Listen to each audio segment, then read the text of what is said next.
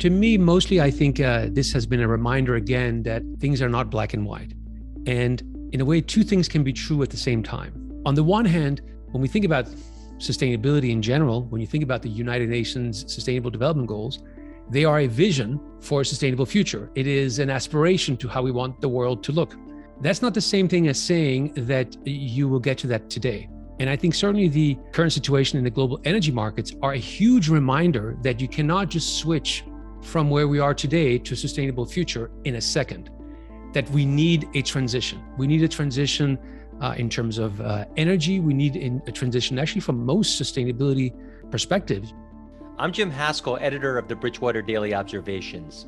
The war in Ukraine has raised a number of important investment topics, and we've tried to cover that in the Daily Observations, both in written and podcast form. One of those topics is ESG and sustainability. And so in today's podcast, we're joined by Co-CIOs for Sustainability, Karniol-Tambour and Carsten Stendevad, to discuss what sustainable investing looks like in a post-Russia invasion world. So here, let me turn now to my colleague, Jake Davidson, who actually moderated this discussion. And Jake, what are the big topics that you focused on? The first thing we focused on was how the war has really changed how private actors think about having an impact, considering just the massive divestment that we've seen from Russia, even in ways that, as Karen explains, are not necessarily economic. Then another important point is how the invasion has added some nuance around what kind of assets are and aren't sustainable, particularly with regards to fossil fuels. And then also what the big commodity price rally we've seen means for sustainability policy worldwide. And then on the portfolio construction side, how investors can still protect themselves from rising inflationary pressures that the war has exacerbated without holding assets like oil. And then we also hit on some of the critiques of ESG in terms of generating alpha and also the ability of investors to have impact in public markets. So it's a really comprehensive discussion, and I think it touches on some of the biggest questions investors have about sustainability. Great. So let's jump right in to your discussion with both Karen and Carsten. So Carsten and Karen, thanks so much for joining. And just to set the context, we always want to check in with our people across the firm, get their thoughts on the biggest events in their space, and that's especially true here with the Russia invasion of Ukraine, which intersects in so many different ways with sustainability and ESG and so forth. And so the first question I want to ask you is just about the economic response to the war in Ukraine, because in some sense, this is the biggest divestment from a market that we've ever seen in both magnitude and speed. And so just interested in your thoughts on what the implications are from an ESG point of view.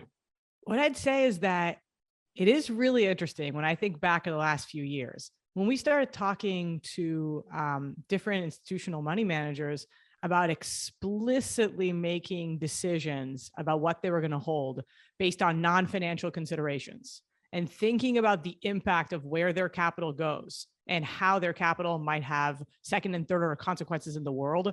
I'd say that sounded a little bit controversial. And a lot of people said, that's not in my mandate. I don't do that. I just have financial goals. And then we look back at this event, it seems like a very large number of private sector players took it as intuitive, obvious, very much easy to explain that they made major decisions for non-financial reasons, that they made major decisions to align their capital based on non-financial considerations. So to us, that's a watershed moment because just such a large number of players chose to make decisions in terms of their investments based on explicitly thinking, wait, my money and where it's going could have an impact, could change what's happening in the world, could have second and third order consequences, will determine what kind of world we live in. And we think that's a watershed moment because it'd be very intuitive to start thinking more broadly about all the different ways that your money has an impact that may have not been as obvious ahead of this invasion.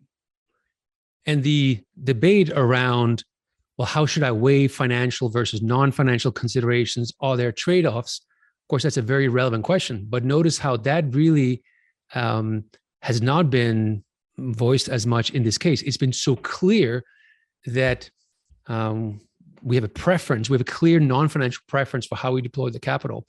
And in many cases, investors and companies have done it at quite a significant financial loss. But exactly because these preferences were so clear, they were willing to do it.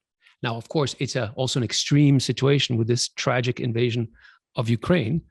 So obviously, this is not an event or a circumstance like most other sustainability-related topics. But nevertheless, it's just interesting to see this global consensus emerge so fast about what is required to do if you're a private actor in the global economy.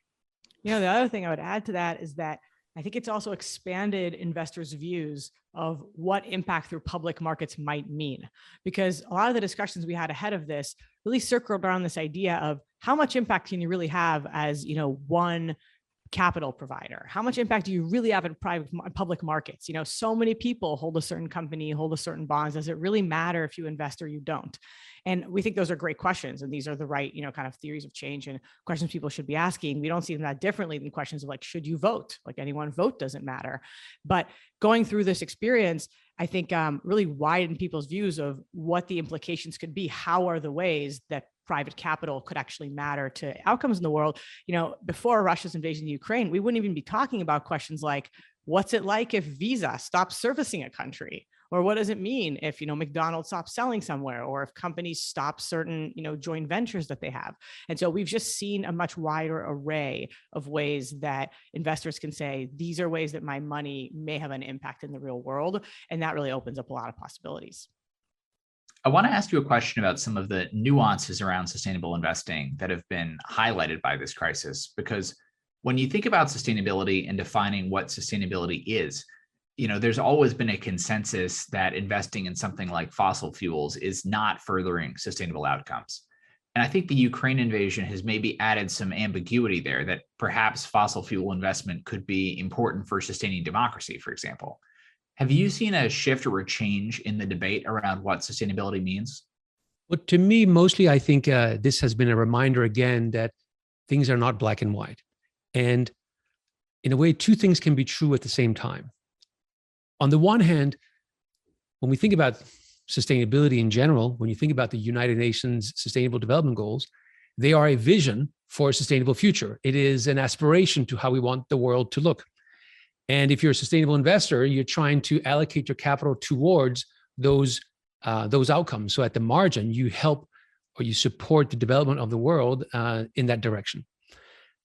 That's not the same thing as saying that you will get to that today. And I think certainly the current situation in the global energy markets are a huge reminder that you cannot just switch from where we are today to a sustainable future in a second, that we need a transition. We need a transition in terms of energy. We need a transition actually from most sustainability perspectives. I think the whole trick is there a world where you, on the one hand, you can maintain the vision of where you want the world to go, but you also acknowledge the reality that we have to. It takes time, it takes investments, it takes cost, it takes energy to get from where we are today to that world. And therefore, what it means is, even if you were to invest, the world needs energy today. The world needs oil today. And we also know that in the future, we would prefer the world not to use oil. So how can you reconcile the two? And I think it is very much looking at it, for example, in the case of companies, to say, well, we understand you cannot be net zero today, but what is the path? Even if you are doing unsustainable things today, is there still a path that you have towards a more sustainable future? I don't think you can take it this far as to say, well, there you go. We can't just shift to renewables. Therefore, we need to stay with the status quo. No, it's moving towards what we want, but recognizing that we can't get there in one day. And then I think as an investor, you can ask yourself the question of, at the margin, what's the development of the world that you're trying to promote from your impact perspective? And I do think it's great that you lean into sustainable outcomes to the extent that you can. Karen, I want to get your thoughts too. I think what Karsten's saying makes sense in terms of investing for a transition and not in the completely binary, no fossil fuels or no green energy kind of way.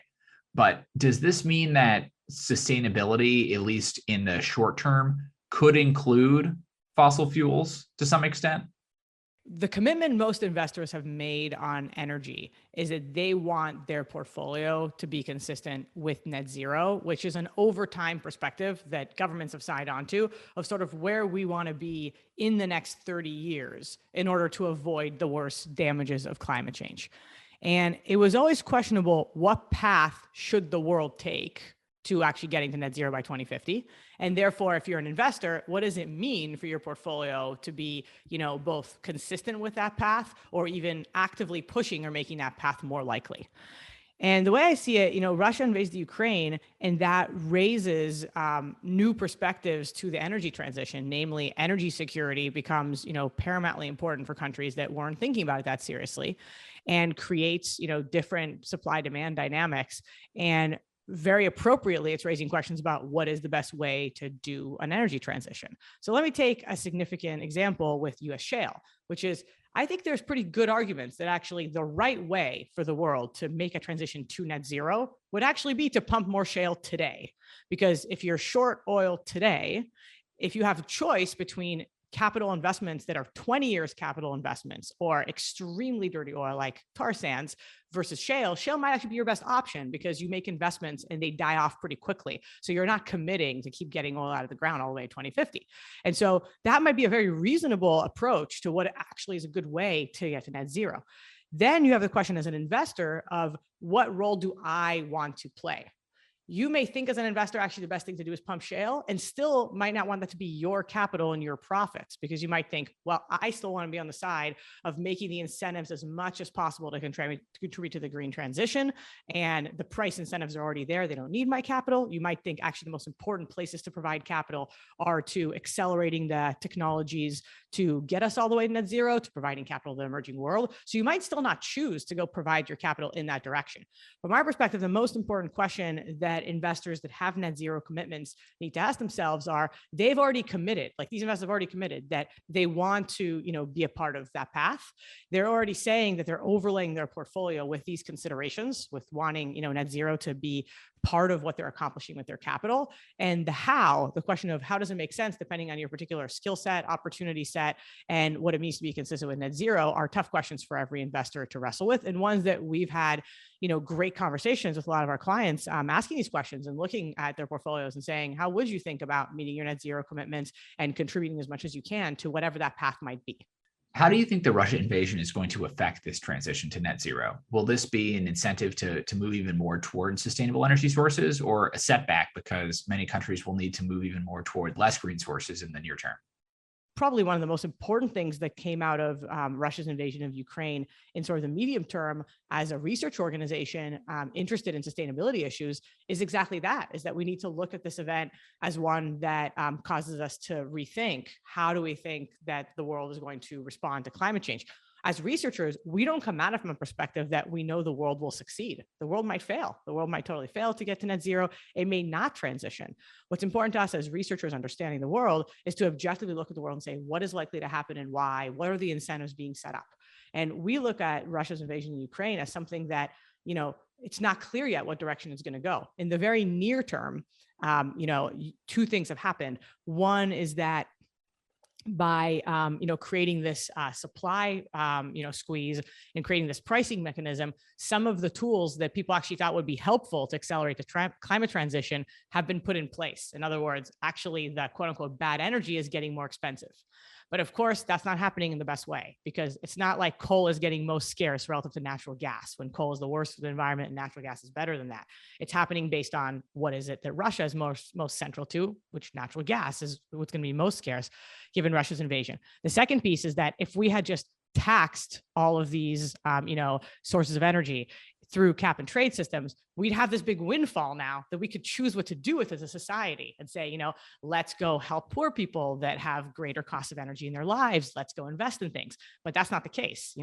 Producers are going to get this windfall. So that's not a great set of circumstances, because it means that it's going to be more politically sensitive, more painful, and we're going to harm members of society that are least able to kind of withstand these increases of energy. And the reduction in supply in the near term probably means in the very near term, the energy supplies that can be ramped up most quickly, some of them are not the cleanest. Some of them might be we actually use more coal in the near term in order to kind of get over this hump.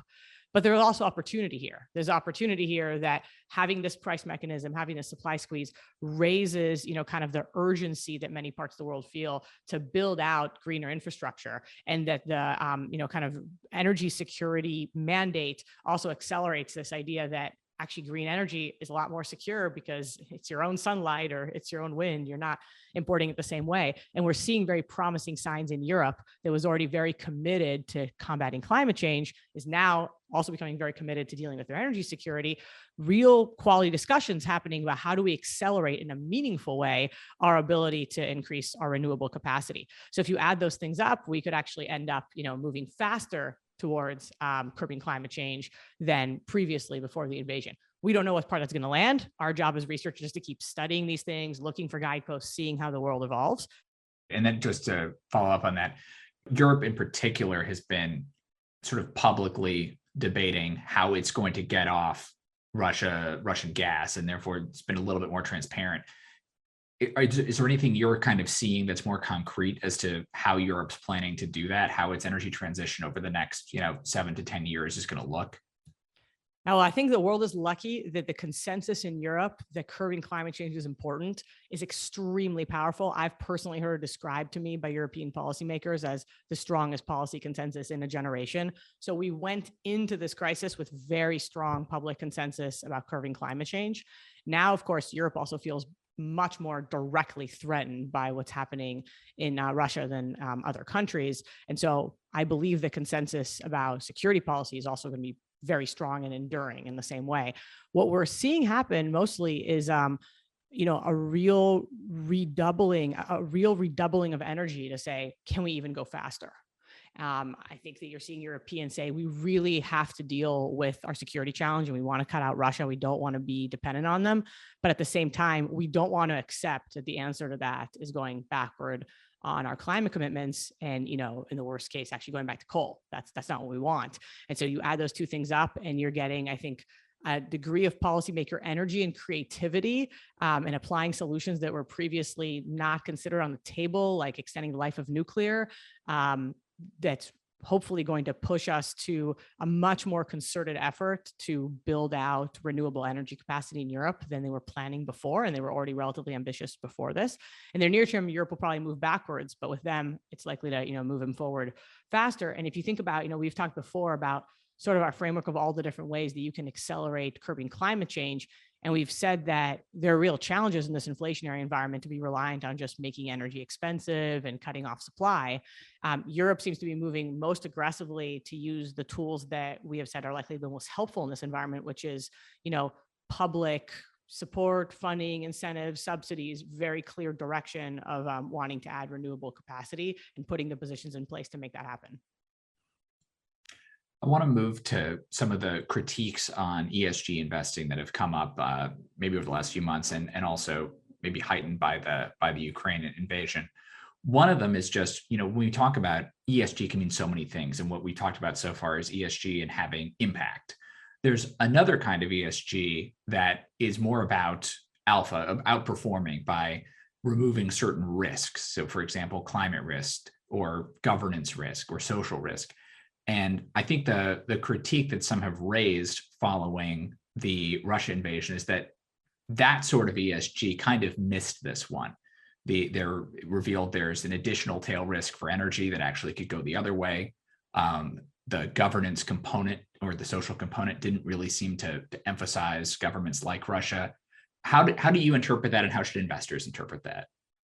Well, I think so. ESG considerations, they matter, as you say, both from a risk return perspective and from an impact perspective.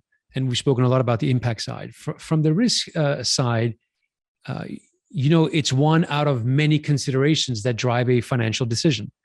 And I think the critics of ESG investing, I think, have a point that if investors who are into ESG, if they exaggerate the importance of ESG issues for their financial returns, if they exaggerate the predictive power of those ESG factors for their financial returns, I don't think that's helpful for anyone. It will be, when you just think about it from a financial perspective, these ESG issues are important, but they're one out of a number of factors that play in.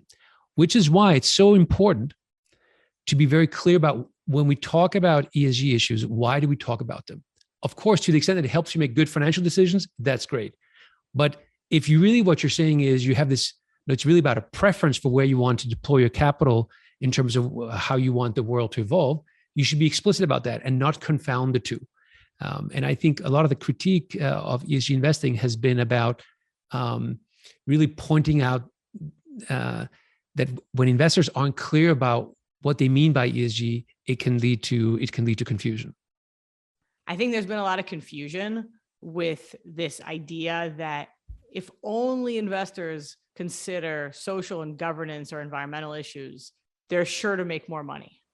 And our perspective has always been, look, it's always been the job of investment managers to consider everything they can about the world. And the realization that some of what investment managers consider are things like governance in the world is hardly new. This is not some new movement. What's new about this movement is considering the impact of your capital. So if you look back and say, look, all the different ways people thought about the world, did people sufficiently foresee what was going to happen in Russia? You could critique people regardless of whether they intend to be ESG investors or not, in the fact that most people did not predict that we would end up where we are today. And of course, if you had predicted it, you could have made lots of money, as is true for being able to predict almost any outcome in the world. I don't think that has almost anything to do with investors' decisions to prioritize the impact of where their capital is going. And if investors look for sort of magic bullets, if I just consider this factor, I'll never lose money, you'll always end up disappointed. I think that makes sense on the alpha side. And then I think there's also a question in terms of if you're building a portfolio where you want to have risk and return goals, but also have impact, can you match the risk and return of a portfolio that's not constrained for sustainability reasons? And again, I think that question might be being asked more now when you see oil prices going up, or just generally, we've talked about the importance of commodities in diversification in an inflationary environment. How should investors think about their ability to still be able to diversify and at least to achieve a good risk and return while having impact? Yeah, I'm thrilled you asked that question because it is very core to the research that we've been doing. Because our approach is that anytime you put any considerations on your portfolio, in addition to risk and return, you're putting some degree of constraint, you're putting some degree of other goals and other perspectives. And that means that you have a chance of lowering your diversification. And that means that it's extremely important to be trying to maximize how much diversification you can have with the choices in front of you, adding your additional goals. And what we see when we look at most investor portfolios, whether they have ESG goals or not, is most investors are under diversified. And you see that within asset classes, you see that across asset classes. Most investors have not taken full advantage of the diversification that is available. And a great example of this is most investors don't even hold commodities, but if they do, they often hold the GSCI, which is basically just oil. And so they end up with a commodity exposure that's extremely concentrated in one thing. And so our perspective is the most important thing to do is to maximize the opportunities for diversification. And if you want to overlay additional considerations and goals that are important to you, that just makes that task, even more important. When we look at the world, we see a very large array of assets that can meet sustainability goals. And so we firmly believe, and we've tried to illustrate this in portfolio construction, that investors can build highly diversified portfolios with sustainability considerations because there's just enough assets out there that are available to do that. And yes, those portfolios would be slightly less diversified than if you never thought about sustainability, but they would still be massively more diversified than what most investors are doing without even overlaying anything, just taking things off the shelf and not thinking about diversification. And so as we see more and more investors add considerations like net zero, like divesting from Russia, add all sorts of considerations for what they're trying to accomplish with their capital, we think that the mandate, the importance of saying, I really have to make sure I'm maximizing the opportunities for diversification just rises. And we feel very confident that there's just such a large array of assets that you can hold that will meet your sustainability goals, that you will be able to be extremely diversified even with those sustainability goals. when we talk about building sustainable portfolios that also are great from a financial perspective, it's true that there's certain constraints, like, for example, not being able to invest in oil. That is a significant constraint for a portfolio. Then the question becomes, is there a way of creating a similar type of inflation protection that oil could afford you, but in a more sustainable manner? Let's just talk about commodities. Let's talk about oil versus metals. If you think about what a sustainable world will look like in 2030, hopefully we will have much less oil, but actually metals will be absolutely critical for a sustainable world. We need that for electrical vehicles, the electric grid, et cetera. And from a financial perspective, you can get inflation protection from both. So it's an example of where, yes, if you have a high bar for sustainability, you may face certain constraints, but there are ways to work around those constraints and create similar financial exposures that deliver both what you need from a financial perspective, let's say inflation protection, but also ensures that your capital is directed towards sustainable outcomes. We talked about some of the critiques of ESG in terms of alpha. There's also been critiques of ESG in terms of having impact. And I think there's sort of two main strains of that. One is that it's difficult to actually have impact through investing in public markets, that you're sort of, you're moving shares that already exist around, but not necessarily meaningfully affecting capital allocation.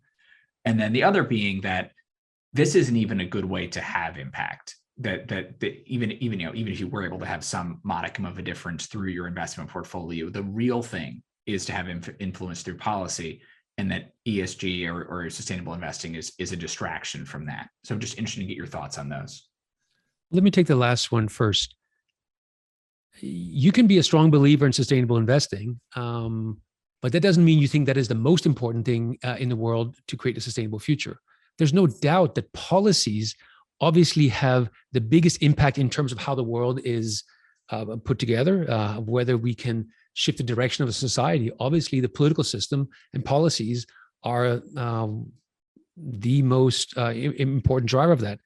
But that doesn't mean it's the only driver of it. And in fact, when it comes to sustainability, you could argue that the private sector and the financial community in some areas have been leaning more into that transition than the policies, certainly in certain countries. So it's not really an either or. It's, in an ideal world, you have a situation where it's reinforcing each other. And somehow the notion that if the private sector and the financial sector, if they focus on sustainability, that means the policy world will not have to focus on it, I don't really buy that argument. If anything, I think it's the opposite. I think the more you have the different financial actors of society lean in a certain direction, I think it has a potential to create a positive loop that can feed off each other. There's nothing that investors who are focused on sustainability, there's nothing that they want more than policies that promote sustainability. So this is really not, I think it's a false opposition between those two actors. We need both of them. And then when it comes to the question of, well, what does it mean? Does it really matter to focus on sustainability in public markets? I think it's important to note a couple of items. Number one, you need the entire financial system to lean into sustainability if you want to reach a sustainable future. We know that there are trillions of dollars of financing needs to get to that point. Therefore, you need everything from the banking sector to the liquid markets, to the private markets, to the venture capital markets, to the blended finance markets, to the philanthropic capital. You need the entire system to lean into sustainability. And it's true that probably per unit of dollars, if you go into blended finance in sub-Saharan Africa, you could probably get a bigger impact per dollar than if you buy a stock. But the point is, we need trillions of dollars to lean into sustainability. And for that, you need the whole system to lean into it. And therefore, we also have to think about the life cycle of particular assets. Offshore wind, 15 years ago, did not really have that much access to the public markets. Today, they have plenty of access. Is that a good thing or a bad thing for sustainability? I would submit it's a great thing. It means that their cost of capital has come down, and which is great because we need to put up a ton of that capacity. So it's great if investors who are in the liquid markets are leaning towards that. So again, I don't think it's relevant to create these this dichotomy between different types of capital. Rather, I think the question should be, given the type of capital you are, how much can you lean in to the impact dimension? And if everyone does that, it will be good for the transition to a sustainable world. I'll add one more thing related to what Carsten said, which is it's always a good excuse for government to say, well, I can't do these particular policies because the private sector, they'll freak out. The economy will crash. Oh my God, they're not prepared. There's no way the economy could function. It's a lot easier when the private sector has been stress testing against it, building for it, is aligned with net zero faster than you are. And so it's hard to see, private sector success creating more public policy dysfunction. All right. I think we'll end it there. Karen and Carsten, thank you so much, and looking forward to our next check-in. Thank you, Jake. Thank you, Jake.